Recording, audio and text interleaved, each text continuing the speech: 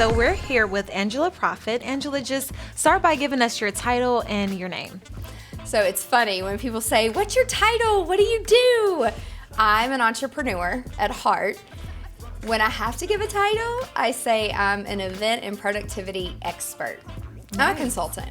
Okay, so tell us more about your business and the services that you offer. Loaded question.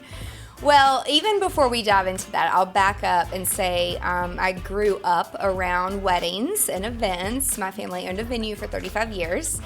And you don't really know as a child, like when you're around your family members doing flowers and catering and making dresses and doing all these things, that you just kind of acquire and pick up on these little things. So if someone's like, "Go throw a flower arrangement together," I'm like, "You got it." Where some girls would be like, "What? You want me to do what?" And so I didn't really realize that I had that design knack or that talent until many years later. And so I did what most American children are told or taught to do. My parents said, you go to college. What do you want to do when you're going to be older? And I knew I loved people. So I always surround myself with people that I know need help.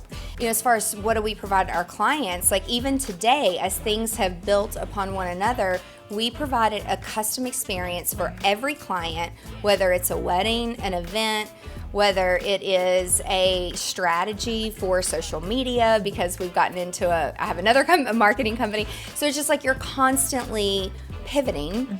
And I don't like to do the same thing over and over for a long period. I get very bored.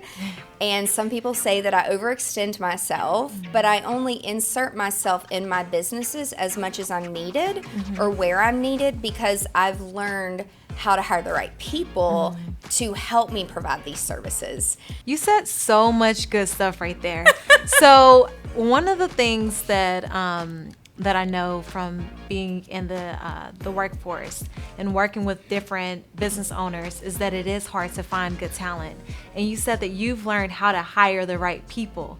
So speak to that for a little bit. So my little secret sauce, I'm sure that a lot of you listening, you're familiar with Enneagram, DISC, Culture Index, Myers-Briggs. There's so many, and they're all great, and they all teach you about yourself. But there's one in particular called True Colors. And when I worked in the mental hospital at a very young age, when I was graduating college, it was like my first job, we did all these assessments on really sick people.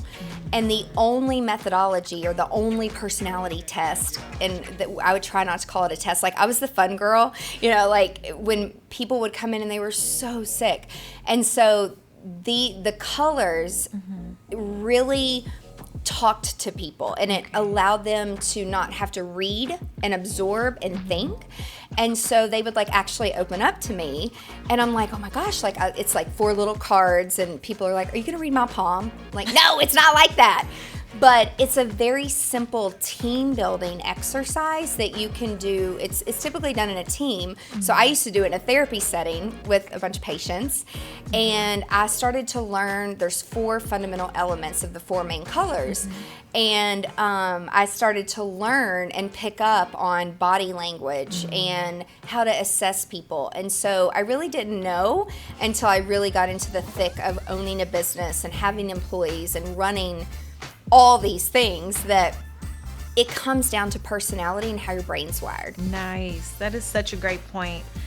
So basically, that's how your psychology experience flows into your business experience, correct? Every day. Nice. So what do you enjoy doing most? You're a woman that wears many hats. You have many passions. What do you enjoy doing most? So my favorite thing is to take things that have happened and turn them into positive and find an opportunity out of those things. But I like doing a lot of things. I love teaching people how to use their Macs. I love teaching companies how to sync all of their iPhones, their iPads, and their MacBooks. A lot of companies we work with, they invest a lot a lot of money in Apple products, Okay. but then they don't train their team to use it. Right. And so that's where we have a joint venture with Apple, and we go out and help these companies. So, but we only help Apple. Some people are like, do you do Droids or PCs? And when I was in healthcare, we did implement EMR, electronic medical records, which is mainly for PCs. But I don't like doing that. So guess what? I don't do it anymore. So because again, like, people get very frustrated when they don't know how to use their technology. But after I'm patient and little wins, and it doesn't take a lot, where people are like, oh my gosh, I can say, hey Siri, remind me to get milk when I leave. And like the reminder comes up, which is like, I've been doing that for 10 years. But they don't know because no one's told them. And they don't take the time to go to the Apple store and take the free classes. So I love doing that. And I love facilitating the True Colors workshops. Again, it's a value point to where people realize who they are and how people perceive them. And then when they leave, I mean, the things that people send me on emails and DMs and Marco Polos are like, that's what drives me to continue to do what I do. Nice. What internships do you offer? Yeah. So we actually, just about every 8 weeks, we take a new intern. And most interns, because I'm located in my home office, when people are like, where's your office? I'm like, I'm from Nashville, but I'm often in an airplane when it's not COVID, traveling wherever our clients go. Yeah. And some interns will apply thinking they're going to like hop on the airplane in my suitcase with me and like go around the world. It's not like that at all. Most interns stay in Nashville with a lot of my team members. They actually don't like to travel, which is okay, because I always need somebody at home base, to hold the fort down.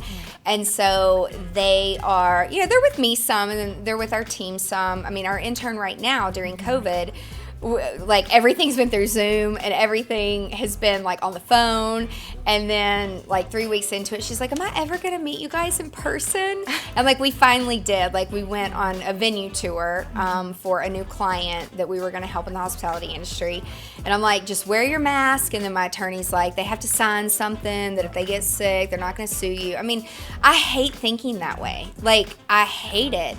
But that's the world we live in, and you have to protect yourself as a business owner.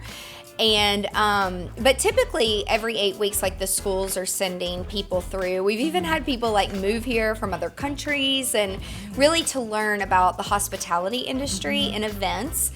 But while we're doing that, we are also teaching productivity. We're teaching, and where there's a few prerequisites. Like, you got to have a car, and you got to have Apple products. Because for me, if we're not talking the same language, we're not using the same apps, it's very inefficient. And so which we it's all on our website. You can go to the website and everything is laid out there, and we have a very strategic process for interns to go through.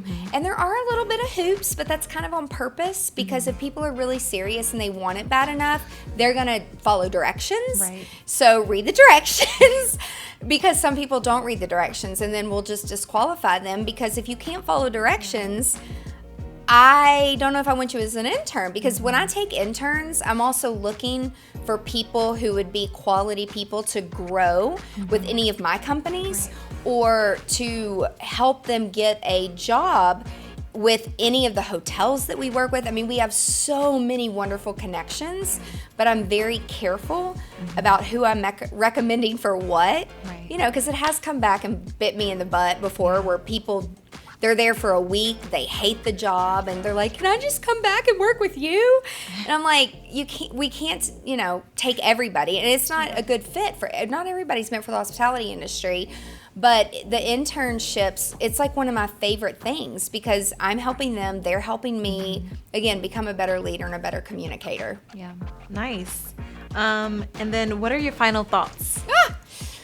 My final thoughts is just, like my dad always said to me, he's like, time is precious. You can always work more and you can always make more money, but you can never pay to buy it back.